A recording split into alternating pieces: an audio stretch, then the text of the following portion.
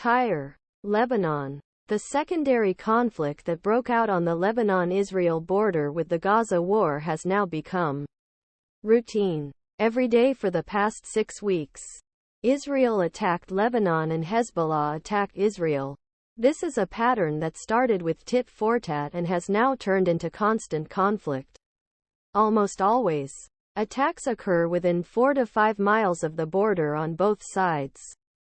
This is a deliberate adjustment designed to contain the violence and prevent a much more destructive war. However, the scope and intensity of conflicts are increasing. On Saturday, Israeli jets attacked an aluminum factory in Lebanese town of Nabatieh, 12 miles north of the border.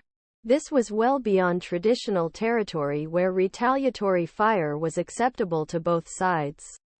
And both sides began using more lethal weapons. Israel now regularly sends warplanes to strike Hezbollah targets. Hezbollah is deploying unmanned aerial vehicles and heavier caliber missiles. It was claimed that it shot down an Israeli unmanned aerial vehicle on Saturday.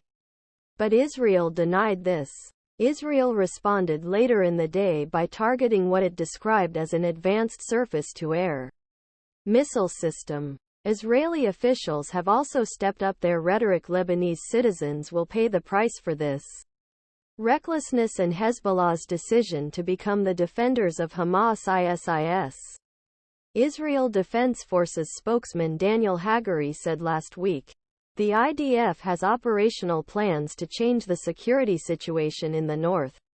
Now it's from morning to night, he told the Washington Post while visiting TYRE to buy supplies. These sporadic escalations have yet to trigger conflagration that many fear.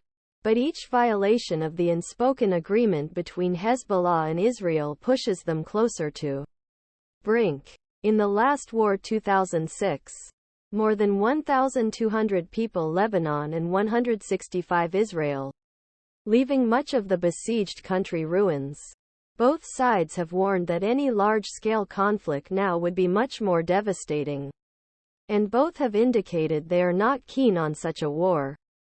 But as weeks go by and missiles fly, risk of both sides miscalculating or overdoing it increases, said Andrea Tenenti, a spokeswoman for UN Interim Force in Lebanon, a peacekeeping force that monitors activities on Lebanese side of border.